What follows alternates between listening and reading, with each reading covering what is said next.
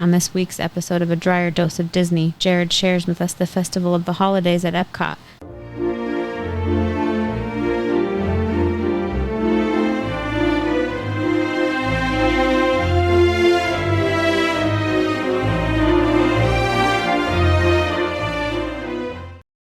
Welcome to this week's episode of A Drier Dose of Disney.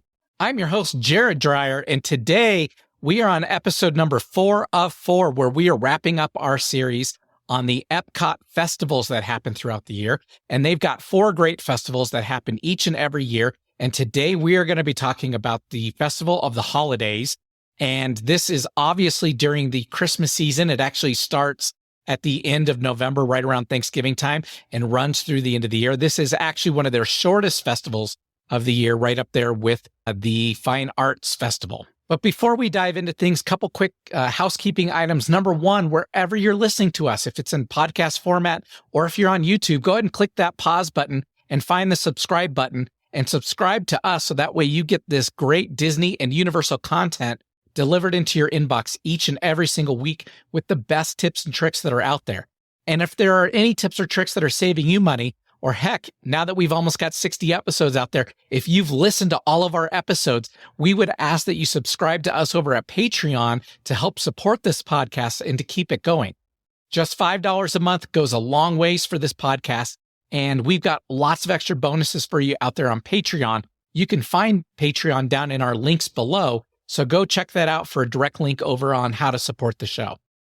But with that, like I said, there's 4 festivals that happen throughout the year. At the beginning of the year, you have the Fine Arts Festival that starts in the middle of January, goes through the end of February, followed by the Flower and Garden Festival, which starts in March and goes through the end of June. And then 4th of July usually kicks off the Food and Wine Festival, which is the longest and the most popular festival all year. And that goes into November. And then they switch over to the Festival of the Holidays right at the end of the year.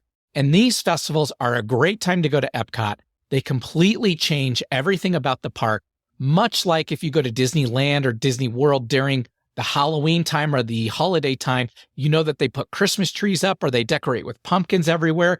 And at EPCOT, it's no different with these 4 different festivals. So it is a lot of fun, and it's definitely worth going at least once in your life to each one of these festivals because they totally change the park and do all kinds of new different things there.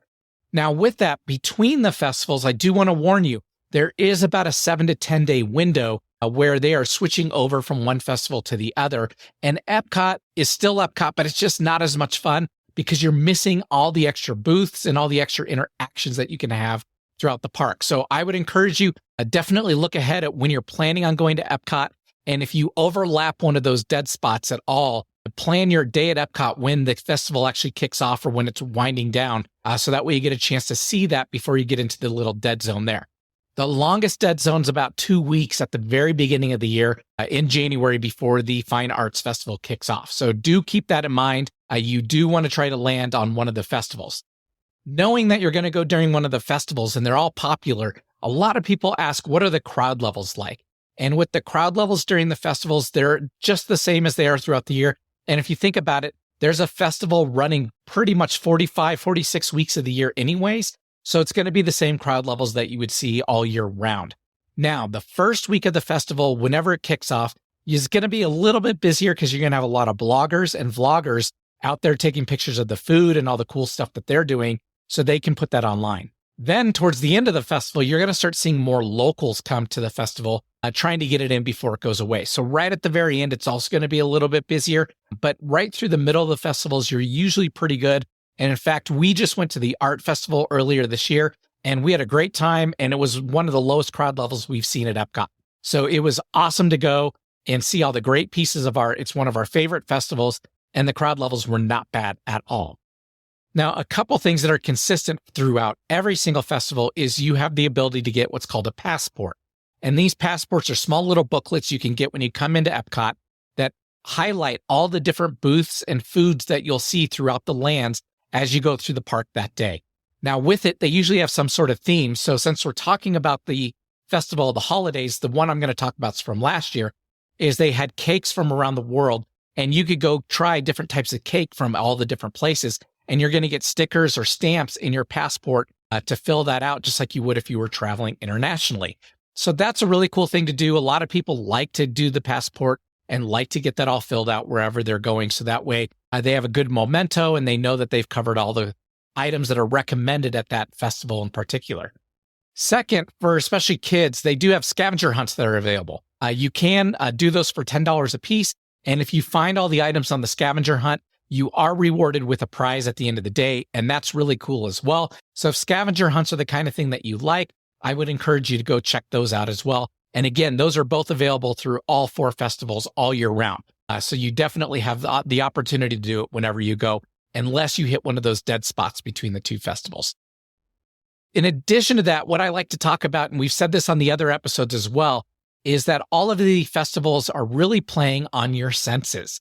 So in particular, when you think about the 4 festivals throughout the year, you've got the Fine Art Festival, which is very visual. And though it still has all the food and drinks, and it definitely appeals to those other senses as well, visual is the primary one. And then it's followed by the Flower and Garden Festival, which smell is going to be the primary one there, but it still has all the cool foods. And then obviously food and wine is going to your taste. And then the Festival of the Holidays that we're talking about today goes towards the sound. Now, they still have great food and treats throughout the park, and we're going to talk about those here in just a few moments. But the reason I want to talk about sound is they have storytelling that's going to be happening throughout the different lands in the World Showcase. So you're definitely going to want to check those out. In addition to that, they've got obviously the holiday music playing, but probably the really coolest thing that they've got is they've got the candlelight processional that happens every single night. And this is the biblical story of Christ and Christmas. The candlelight processional is at the American Gardens Theater, which is back in the 1776 colonial America area in the World Showcase in the back of the park. But they have that each and every night. It features a huge orchestra and choir, and they sing and they do all kinds of fun stuff. And it's definitely worth checking out. And then throughout the park, they also have carolers. They have different music from different regions of the world. So again, this one's definitely playing to the sound more than any of the other festivals are. I think that's really cool. And EPCOT is all about science and technology. So I love that they did this with their festivals, and I encourage them to keep going with this theme. But I wanted you to be aware of that so that way you can appreciate it even more when you get a chance to be on site and go see it. Now, with this one, the Festival of the Holidays has more entertainment than any of the other 3 festivals. And obviously food and wine has the most food. That makes sense. The Art Festival has tons of art. That's really cool. And then the Flower and Garden Festival has all the topiaries. But at Festival of the Holidays, they have the most entertainment. So like I was saying, whether it's carol singers, storytellers, the candlelight processional, or one of these other elements throughout the park, it is busy all day long. So I definitely encourage you to get the passport, flip through it, take a look at what showtimes are happening throughout the day, or on the My Disney Experience app, you're going to be able to find it there as well. But there is a ton of entertainment that is going on and happening during the Festival of the Holidays at EPCOT every single year. So it's really cool in that way. And then, like we said, the storytellers are in each land. So you want to go seek them out. They're not always right out there on the main roadway. You may have to go around and find them in the back of a store somewhere, or you may find them in a different area within that land itself, hidden and tucked away somewhere. But it's really cool to hear the stories from that culture and from that land. So I definitely want you to go find those. And then they always sing songs with it as well. So that's always a great time, and it's always a lot of fun. And it makes the holidays even more special going to EPCOT during this time of the year. And then obviously the food and drink stands are up all over the park. That's our favorite part of going to EPCOT, is to try the different foods and drinks. But do know that during the holiday festival, it's going to be more sweet than savory. Now, that doesn't mean that they're not going to have some savory options, because they sure will have some savory options. But there are a lot of sweets. So like I said, last year's passport, they wanted you to go around and try all the different cakes. They've got dozens of different types of cookies.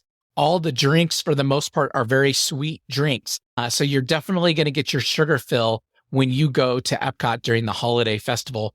And it's a lot of fun, a lot of great different cultures, and a lot of great different treats. So I definitely recommend you try them all. In fact, what we like to do is we like to share as we go through the park. There's no way you can go through EPCOT and eat all that food yourself. You would simply explode. So what we like to do is we like to stop in each land. We like to check out the different seasonal items or for the festival. And then we pick something that we want, and it comes in the little paper cup type thing. And you're going to have about 4 or 5 bites in there. and we will share it between our family, or if we have friends, they will share it with us as well. And we all get a chance to taste that particular item. And if we go to a stand and we maybe see a couple things, maybe we get one item and our friends get the other, and then we swap and we get a chance to try everything throughout the park. And that is a great way to try different cuisine throughout the world and try things you've never tried before. On my other episodes, I've talked about the wild boar or the duck that we had on our last trip. And those were just the most familiar for me. So that's why I keep using those examples, just because they were so recent. But we absolutely love the different foods. Now, that doesn't mean that you occasionally won't find something that maybe you don't love as much, and that's okay. But try it, and then maybe somebody in your party does, and then they can finish it.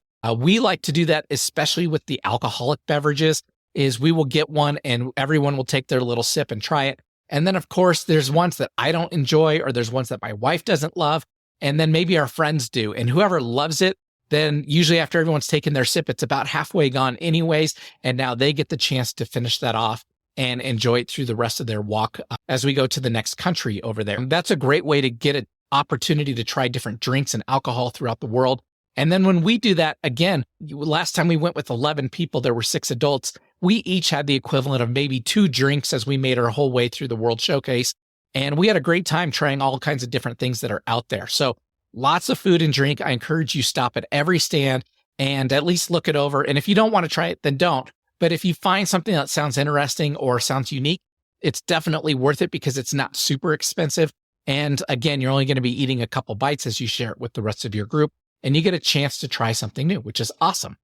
In the American Adventure, this is important to point out. So in colonial America, back at the back of the park, during the holiday festival, you get multiple appearances every day by Santa.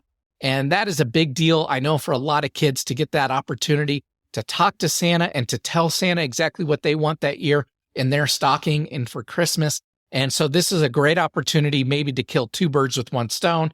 If you are already in Orlando for the holiday season, go to EPCOT. You get a chance to meet up with Santa. Your kids can tell Santa exactly what they want instead of having to write a letter, and you accomplish that on your trip. So that made it real easy, and you don't have to schedule something else to go be with Santa. And then, of course, anytime you're out there with Santa or the other areas, they always have the Disney photographers everywhere, and you can probably get a really good photo or keepsake from that experience there. And even if they don't, you can take it with your camera. They're all so high def anyways today anymore that we found that some of the pictures we take with our camera are just as good as the ones that the professional photographers take there as well. So I definitely encourage you to go try that out and to go meet with Santa in the American Colonial Adventure in the back of the park there as well. And then again, I said it a few minutes ago, we talked about the EPCOT Candlelight Processional that happens at the American Gardens Theater every single night. That is one that you don't want to miss. So as you make your way through the park throughout the day, definitely check it out on the My Disney Experience app to find out when that Candlelight Processional is, and go enjoy yourself with your family at that. It's amazing. It is definitely worth the wait. So make sure that you guys are back there for that towards the end of the day. Now, with all those tips and tricks for the holiday festival at EPCOT, that brings me now to our I Can Do This All Day tip of the day today. Our tip of the day is that it gets very busy at the parks very, very close to Christmas. Of course, a lot of kids are out of school during the holiday season, especially around December 24th, 25th. Those days in the park are at capacity without a doubt. They are going to be jam-packed, and people are going to be staying all day, every day at the park just because it's the holiday and they want to make sure that they're there for all the festivities. So do know that right at the end of the year, that December 20th through the new year is going to be your busiest time of the year. So if you want to go to the festival of the holidays and you're looking for the best time to go, I'm going to tell you it's going to usually be the week after Thanksgiving or the first week or 2 of December. You've got about a 2 to 3 week period there where the crowd levels are much, much lower. And of course, you still have people traveling for Thanksgiving, but once schools are back in session, even the home stretch to getting towards the end of the semester and the end of the year. So not a lot of kids like to miss the school the first couple weeks of December in there. So if you're able to travel then, that is going to be the best time. And you're going to see the lowest crowd levels right before the big December holidays start kicking off. So again, our tip of the day is if you want the lowest crowds, you want to go starting the week after Thanksgiving and into the first couple weeks of December. With that, we hope you have a very magical week as you're planning your next Disney or Universal vacation. We look forward to talking to you guys on our next episode, and we will talk to you next week. Bye-bye.